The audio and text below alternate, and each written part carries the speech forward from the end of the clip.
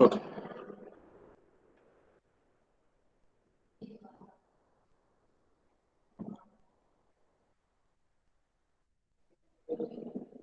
Right.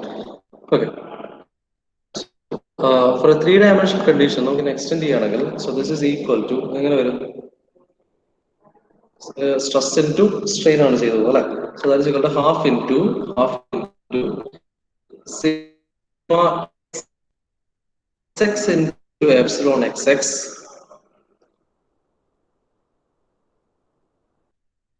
plus gamma xy into tau xy plus gamma yz into tau yz plus gamma z into tau z. So this will give you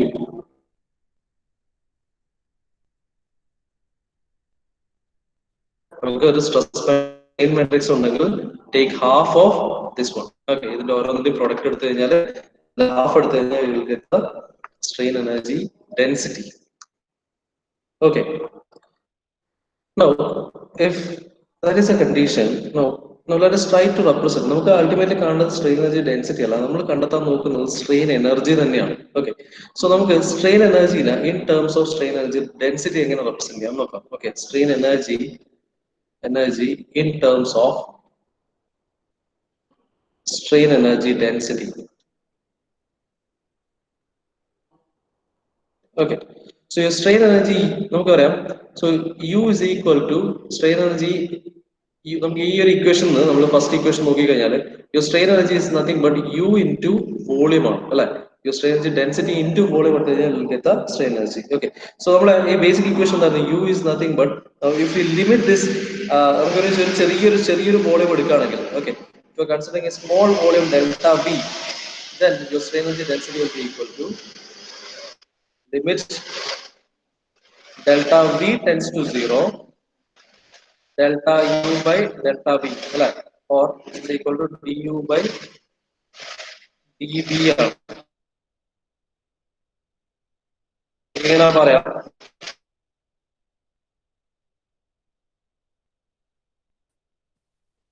നമുക്ക് final represent ചെയ്യാം, will be equal to 1/2 time dV എന്ന് പറഞ്ഞ് represent ചെയ്യാം. Strain energy in terms of strain energy density, you can represent it as capital U is your strain energy is equal to 1/2 into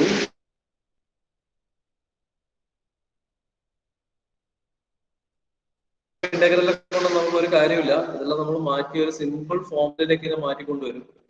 direct apply ചെയ്യാൻ പറ്റുന്ന ഒരു ഫോമിലേക്ക് നമുക്ക് മാറ്റിയെടുക്കും, നമുക്ക് direct solve ചെയ്യാവുന്നേ ഉള്ളൂ. ഓക്കെ, സോ ഈ ഇക്വേഷന്റെ ഫണ്ടമെന്റൽ ആയിട്ട് വരുന്ന ഒരു സാധനമാണ്, അപ്പൊ അതുകൊണ്ട് ഇത് പറഞ്ഞെന്ന് മാത്രം.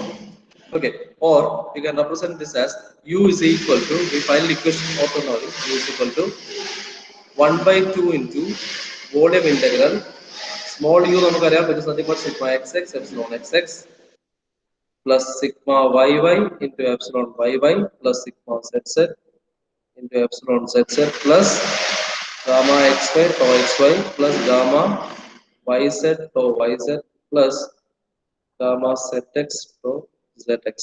Okay, into dV. Right. So ഇതൊന്ന് ഓർത്ത് വെച്ചാൽ മതി. ഇത് ബേസ് ചെയ്തിട്ടാണ് നമ്മൾ ഇക്വേഷൻ ഡിറൈവ് ചെയ്തെടുക്കാം. സോ ഈ ഒരു ഇക്വേഷൻ ഇമ്പോർട്ടൻസ് എന്താണെന്ന് വെച്ചാൽ, so to derive the strain energy for a particular case. Okay, so for നമ്മളിപ്പോ കേസിലൊക്കെ സ്ട്രെയിൻ എനർജി കണ്ടുപിടിച്ചത് half into cause into effect ആയിരുന്നു അല്ലെ. കോസും എഫക്റ്റും മാത്രമേ നമ്മൾ കൺസിഡർ ചെയ്യുന്നുണ്ടായിരുന്നുള്ളൂ. ഇവിടെ ഇനി നമ്മൾ കൺസിഡർ ചെയ്യാൻ പോകുന്ന കാര്യങ്ങൾ എന്തൊക്കെയാ, കോസ് എഫക്റ്റ് മാത്രമല്ല. In addition, we will be considering the stress acting on this one, the strain acting on this one, the dimension of the material, and the material property. Material property in smallness adakam the dimension volume varuma dimension vannum, and again will be also be considering the material property in smallness kuda nammal consider cheyum, because there is a relationship between stress and strain. Okay, so അത് base ചെയ്താണ് നമ്മൾ അടുത്ത equation കൊണ്ടുവരാം. So strain energy in terms of, so from this topic നമ്മൾ അടുത്തതിലേക്ക് വരും, which is strain energy in terms of load geometry and material property. Okay, so we will be representing strain energy in terms of load geometry and material property. Okay, അതിലേക്കുള്ള ആദ്യ പടിയാണ് ഈ basic equation. Okay, എന്ന് വെച്ചാൽ ഇതിൽ നമ്മൾ load consider ചെയ്യുന്നുണ്ട്, load base ചെയ്തിട്ടാണ് നമുക്ക് സ്ട്രെസ് വരുന്നത്. ജോമെട്രി കൺസിഡർ ചെയ്യുന്നുണ്ട്, നമ്മൾ വോളിയം എടുക്കുന്നുണ്ട്. മെറ്റീരിയൽ പ്രോപ്പർട്ടി നമ്മൾ കൺസിഡർ ചെയ്യുന്നുണ്ട്. ഇതിൽ ഫൈനലി നമുക്ക് നോക്കിക്കഴിഞ്ഞാൽ മനസ്സിലാവുന്നത് യെൻസ് മോഡുലസും കൂടെ വരും. ഓക്കെ, സോ നമ്മൾ ഡിഫറെന്റ് മെത്തഡോളജി ബേസ് ചെയ്തിട്ട് സ്ട്രെയിൻ എനർജിന്റെ ഇക്വേഷൻസ് കണ്ടെത്താണ്. എന്തിനാണെന്ന് വെച്ചാൽ ഇത് ബേസ് നമ്മൾ ഇതൊക്കെ ബേസ് ചെയ്തിട്ട് ലാസ്റ്റ് മെറ്റീരിയലിന്റെ ഡിഫ്ലക്ഷൻ കണ്ടെത്താൻ വേണ്ടിയിട്ടുള്ള ഒരു ടെക്നിക്ക് നമ്മൾ ഡിറൈവ് ചെയ്തെടുക്കാൻ വേണ്ടിയിട്ടാണ് ഇതൊക്കെ ചെയ്തിട്ട് വരുന്നത്. ഓക്കെ, ഇതുവരെ നമ്മള് കുറെ കാര്യങ്ങൾ കേട്ട് കേട്ട് കൺഫ്യൂഷൻ ആയി കിളിപോയാ അല്ല ഇവിടെ ഉണ്ടാ ഇങ്ങനെ എന്തൊക്കെയോ ഇങ്ങനെ പറഞ്ഞിട്ട് പോവാണ്. കുറെ എന്തെല്ലോ സ്ട്രെയിൻ എനർജി പറഞ്ഞിട്ട് കോസ് പറയുന്നുണ്ട്, എഫക്ട് പറയുന്നുണ്ട്. പക്ഷെ ഇതിൽ നമുക്ക് എന്താ കാര്യം എന്നുള്ളൊരു അവസ്ഥയിലാണ് ഇപ്പോൾ ഉള്ളത്. സത്യസന്ധമായിട്ടൊരു ഉത്തരമാണ്. കിളിപോയി അല്ലെ? ഓക്കെ, അല്ല പോയിട്ടില്ലെങ്കിൽ ഇവിടെ അത്ഭുതമുള്ളൂ. ഇവിടെ ചില സ്ഥലത്തൊക്കെ കിളി പോണം. ശരിയാണല്ലേ? ഓക്കെ, അല്ല അത് ക്ലിയർ ആവും. ഞാൻ പറഞ്ഞ നമ്മൾ എടുക്കുന്ന ടോപ്പിക് അഡ്വാൻസ്ഡ് മെക്കാനിക്സ് ഓഫ് സോളിഡ്സിന്റെ ടോപ്പിക്കാണ്. അപ്പൊ ഇതൊന്ന് കത്താൻ നമ്മൾ കുറച്ചുകൂടെ കഴിഞ്ഞ് ഞാൻ ഈ പറയുന്ന കാര്യങ്ങളെല്ലാം നിങ്ങൾ കറക്റ്റ് ആയിട്ട് ശ്രദ്ധിച്ചു വരിക. ഞാൻ ആദ്യം പറഞ്ഞല്ലോ, നമ്മൾ ഫസ്റ്റ് മോഡ്യൂളിന്റെ കേസുകൾ എടുക്കുമ്പോൾ നമ്മൾ പ്രിൻസിപ്പൽ സ്ട്രെസ് അതിന്റെയൊക്കെ കേസ് എടുക്കുമ്പോൾ ഞാൻ പറഞ്ഞല്ലോ നമുക്ക് കുറച്ച് കഴിഞ്ഞാൽ ഇത് കത്തുക. ആ പ്രോബ്ലം ചെയ്യേണ്ട കാര്യങ്ങളെല്ലാം അത് കുറച്ച് നമ്മൾ പ്രോബ്ലം ഒക്കെ ചെയ്ത് കഴിയുമ്പോഴാണ് മനസ്സിലാവുക എന്തിനാ നമ്മളിങ്ങനെ ഇക്വേഷൻ എടുത്തത്, അല്ല എത്ര ഇക്വേഷൻസ് ഉണ്ട്, അത് ഇവിടെ അപ്ലൈ ചെയ്യണം എന്നൊക്കെയുള്ള മനസ്സിലാവണമെങ്കിൽ ആ പ്രോബ്ലത്തിന്റെ കേസ് വരെ കഴിയണം. അപ്പൊ കുറച്ച് കഴിഞ്ഞ് തിരിച്ചു വരുമ്പോഴാണ് കാര്യങ്ങളെല്ലാം ഒന്ന് ഈ പാറ കിളികളൊക്കെ ഒന്ന് തിരിച്ചു വരാം. അപ്പൊ അതേപോലത്തെ ടോപ്പിക് ഈ അഡ്വാൻസ്ഡിന്റെ കേസിൽ വരുമ്പോൾ കുറച്ച് ഒരുവിധം ടോപ്പിക്കുകൾ അങ്ങനെയാണ്. നമുക്ക് കുറച്ച് സഞ്ചരിച്ചു കഴിഞ്ഞാലേ നമ്മൾ എന്തിനാണ് സഞ്ചരിച്ചതെന്ന് മനസ്സിലാവുള്ളൂ.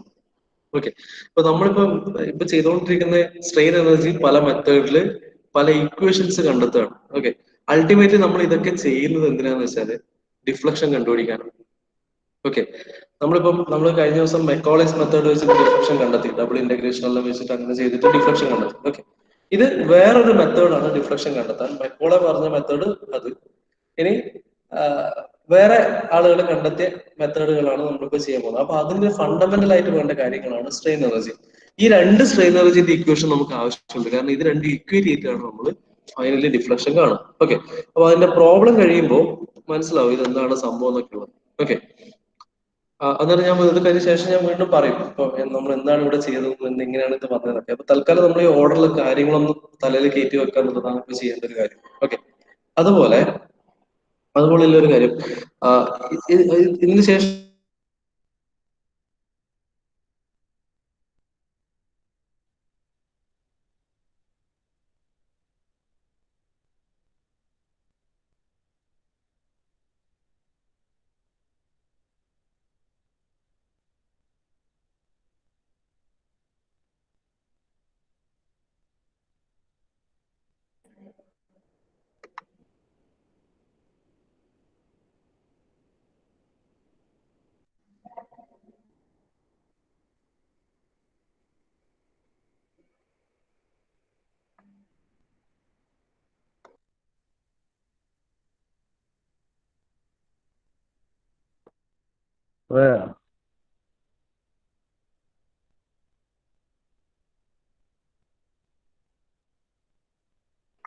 യെസ്, ഒന്ന് കണക്ഷൻ ലോസ്റ്റ് ആയി പോയതാണ്.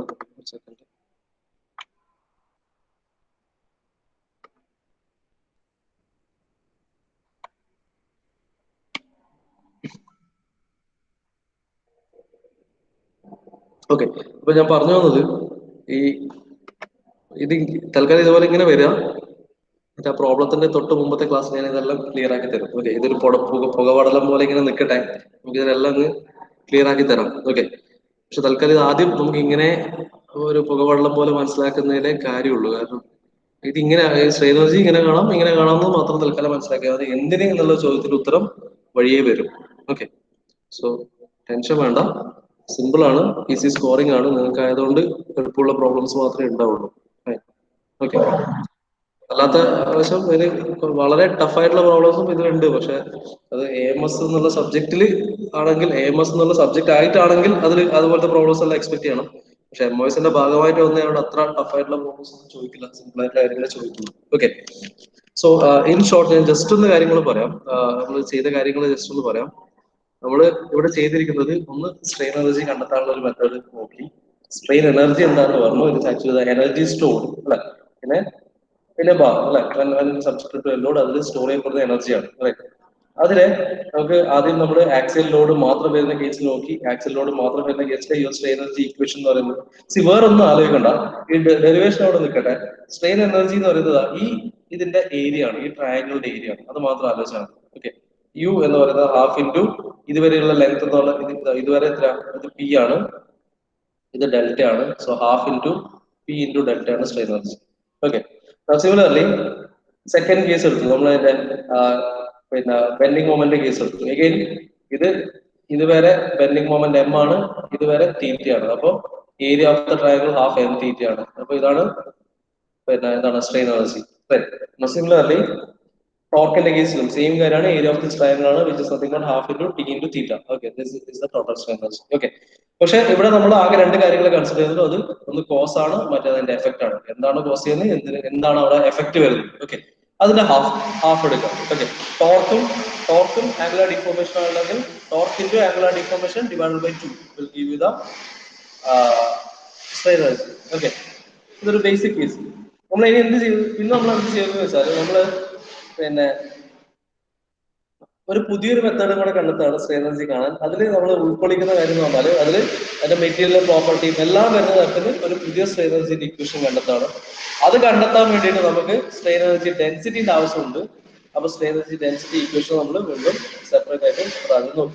ഓക്കെ, സ്ട്രെയിൻ എനർജി ഡെൻസിറ്റി എടുക്കുമ്പോഴുള്ള മെച്ചം എന്ന് വെച്ചാൽ നമുക്ക് അതിലെ സ്ട്രെസ് നമ്മൾ കൺസിഡർ ചെയ്യും, സ്ട്രെയിൻ കൺസിഡർ ചെയ്യും, അതിന്റെ മെറ്റീരിയൽ പ്രോപ്പർട്ടി കൺസിഡർ ചെയ്യും. ഓക്കെ, ആ രീതിയിലാണ് നമ്മൾ ഇക്വേഷൻ ഡെറൈവ് ചെയ്തെടുക്കാൻ പോകുന്നത്. ഓക്കെ, അത്രയും മനസ്സിലാക്കിയാൽ മതി, ബാക്കി നമുക്ക് വഴിയെ മനസ്സിലാക്കാം. ഓക്കെ, ഇനി നമുക്ക് നേരത്തെ നോക്കിയ ഓരോ കേസ് ബൈ കേസ് നമുക്ക് വീണ്ടും നോക്കാം. Starting with a body subjected to axial force. Okay, so first case, when a body is subjected to an axial force. Okay, for example ഇതുപോലെ തന്നെ a beam which is subjected to an axial force P. Okay, so ഇതിന്റെ case നമ്മൾ already കണ്ടെത്തിയ strain energy is half P into delta. ഇത് കൂടാതെ ഒരു പുതിയ equation നമ്മൾ കണ്ടെത്താൻ പോവാണ് in terms of load geometry and material property. Okay, load geometry and material property ഇത് വളരെ ഇമ്പോർട്ടന്റ് ആയിട്ടുള്ള ടോപ്പിക് ആണ്, ഡെറിവേഷനും ഇമ്പോർട്ടന്റ് ആണ്. Okay, now let us consider maximum load P ആണ്. Now let us suppose initially the load acting, let us represent it as Fx. Okay, maximum അത് P ആയിക്കോട്ടെ. Initially let the load acting be Fx. Fx എന്ന് വെച്ചാൽ generalized ആയിട്ട് ഒരു term, ഒരു variable ആണ് Fx. It can vary from 0 to maximum. Okay, and let us consider a very small section dx. Okay, that's it. Okay, now for this condition എനിക്ക് പറയാൻ പറ്റും your stress matrix, ഈ ഒരു കണ്ടീഷന്റെ stress matrix, ഇത് axial X ഡയറക്ഷനിൽ മാത്രമേ ഇവിടെ force ഉള്ളൂ. അതുകൊണ്ട് തന്നെ എന്റെ stress matrix I can write it as sigma xx 0 0 0 0 0 0 0 and 0. കാരണം എനിക്ക് സിഗ്മ എക്സിന് ഒറ്റ ടേം മാത്രമേ ഉണ്ടാവുള്ളൂ, ഇവിടെ ഷിയർ സ്ട്രെസ് ഇല്ല. അതുപോലെ ബാക്കി സിഗ്മ വൈ വൈയോ മറ്റു ടേംസോ ഒന്നുമില്ല, കാരണം എക്സ് ഡയറക്ഷനിൽ മാത്രമാണ് ഇവിടെ ഫോഴ്സ് ആക്ട് ചെയ്യുന്നത്. ക്ലിയർ അല്ലേ? ഈ പറഞ്ഞ കാര്യം ക്ലിയർ അല്ലേ? And hence your strain is equal to same x direction മാത്രമേ സ്ട്രെസ് ഉള്ളൂ, അതുകൊണ്ട് x direction മാത്രമേ സ്ട്രെയിൻ ഉണ്ടാവുള്ളൂ. Remaining strain components are all 0. Right. Now similarly your volume dv is equal to, I can represent it as dA small area into dx. Okay, ഈ ഒരു ചെറിയൊരു area ഞാൻ consider ചെയ്യുന്നത്, ഈ ഒരു വോളിയം കൺസിഡർ ചെയ്തുകൊണ്ട് ഇതാണ് ഇവിടെ ഞാൻ കൺസിഡർ ചെയ്യുന്ന വോളിയം. അതിന്റെ cross sectional area, cross sectional area B D A. Okay, അങ്ങനെയാണെങ്കിൽ your volume D V can be represented as D A into D X. Okay, that's a basic item. Okay, now from this we can derive the equation for strain energy, right? So we have this equation. So from equation, let this be my equation 1. Okay, so from 1, my strain energy U is equal to 1 by 2 into volume integral sigma xx into epsilon xx. ബാക്കി terms എല്ലാം 0 ആണ്. Sigma yy ഇല്ല, epsilon yy ഇല്ല, ബാക്കി എല്ലാ ടേംസും 0 ആണ്. into dv. Right, എനിക്ക് അങ്ങനെ പറഞ്ഞൂടെ? So u is equal to, from this equation ഞാൻ എടുക്കാണ്, എനിക്ക് ഇവിടെ ബാക്കി എല്ലാ കോമ്പണൻസും 0 ആണ്. സിഗ്മ എക്സും സ്ട്രെയിൻ എപ്സിലോൺ എക്സ് എക്സും മാത്രമേ ഉള്ളൂ, ബാക്കി എല്ലാ കോമ്പണൻസും 0 ആയി. into dv. Okay, or I can represent this as 1 by 2 into volume integral sigma xx into epsilon xx into dA into dx. Okay, ഞാൻ ഇതിനെ dv നെ ഈ രീതിയിൽ മാറ്റി എഴുതാം. Okay, now so this implies a strain energy u is equal to 1 by 2 into small strain energy. ആ ചെറിയൊരു സെക്ഷനിൽ വരുന്ന strain energy ആണ്. u is equal to 1 by 2 into volume integral. എനിക്ക് ട്രിപ്പിൾ ഇന്റഗ്രൽ എന്ന് വന്ന് റെപ്രസെന്റ് ചെയ്യാൻ പറ്റും. Okay, it is equal to triple integral sigma xx into epsilon xx into dA into dx. Okay, or it can be represented as 1 by 2 into double integral dA into single integral sigma xx into epsilon xx into dx. Okay, now so this is equal to 1 by 2 into double integral dA. It is nothing but your area A. Okay, into integral sigma x. So here particular case the sigma x is nothing but fx divided by A. Alright, so it can be represented as fx divided by cross section area. Because the force is fx, right? So generalized variable force on fx into strain. Again I can represent it as fx by A into E. Alright, stress by, represent here. Step by here. Okay, it can be represented as stress by Young's modulus and representative into dx, or that is equal to a by 2 into integral fx by a into sigma x and nothing but fx by a, therefore the into e varum into dx form. Okay, or a and a would cancel here, so that becomes integral 1 by 2 into fx square divided by a into e into dx. Okay, therefore your strain energy equation for an axial loading condition is given by this final relationship, that is u is equal to u is equal to integral 1 by 2 into fx square divided by ae into dx. So this is the equation for strain energy. കാരണം ഇവിടെ strain energy equation വരുന്ന terms നോക്കാം. ഇവിടെ എന്തൊക്കെ വരുന്നത്? We are considering the force fx, where fx is the force consider ചെയ്യുന്നു. A is the area എന്ന് വെച്ചാൽ we are considering the dimension, and E is the Young's modulus, and that means we are taking into consideration the material property into dx, right? So that means we have derived an equation where we have considered the force, which is a causing agent, cause വരുന്നുണ്ട്, അതുപോലെ area we have considered the dimension and the material property. So this is the same. എന്ന് വെച്ചാൽ ഇത് ഈ final value will be same, u is equal to half into p delta. അപ്പൊ ഈ ഒരു കേസിലെ strain energy എനിക്ക് രണ്ട് തരത്തിൽ കണ്ടുപിടിക്കാം, that is half into fx into delta, അല്ലെ? p എന്ന് പറഞ്ഞാൽ ഇവിടെ fx ആണ്, fx into delta will give me the strain energy. Similarly, അതേ strain energy കിട്ടാൻ I can use this equation as well, where u is equal to 1 by 2 into fx square divided by a into e into dx. Okay, clear ആണോ ഇത്?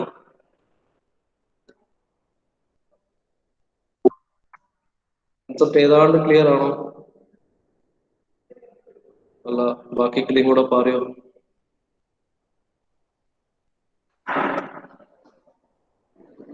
മക്കളെ കൂടി ഉണ്ടാ? എല്ലാരും ഉറങ്ങിയോ? ഉണ്ടല്ലേ? എന്തായ ധർമ്മേഷേ ആകെ കിളിപോയ അവസ്ഥയായ? പറയാനില്ല. ഏ പോയാ? നല്ല റെഡി ആയിക്കോളും, നല്ല റെഡി ആയിക്കോളും. ആ. ഞാൻ ഒരു കാര്യം ചെയ്യാം, ഇതിന്റെ ടെക്സ്റ്റ് ബുക്ക് മെറ്റീരിയൽ ഇന്ന് തന്നെ ഞാൻ ഷെയർ ചെയ്ത് തരാം. ഇന്ന് എന്ത് വേണമെന്ന് വെച്ചാല് ഞാൻ ഈ പറഞ്ഞ കാര്യം അതൊന്ന് നോക്കുക. നാളെ ഇതേ ടോപ്പിക് ടച്ച് ചെയ്തിട്ട് തന്നെ നമുക്ക് അടുത്ത കേസുകളിലേക്ക് പോവാം.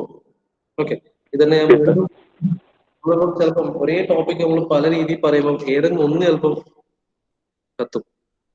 ഓക്കെ, എനിക്കൊക്കെ നമ്മൾ പഠിപ്പിക്കുന്ന സമയത്ത് ഒരു സാർ ഉണ്ടായിരുന്നു, ഒരു പിന്നെ ഒരു സുബ്രഹ്മണ്യൻ സാർ. സാറ് ഒരേ കാര്യം പല രീതിയിലായിരുന്നു റെപ്രസെന്റ് ചെയ്യുക, പക്ഷെ അവര് അത്രത്തോളം വിവരമുള്ള ആൾക്കാരായിരുന്നു.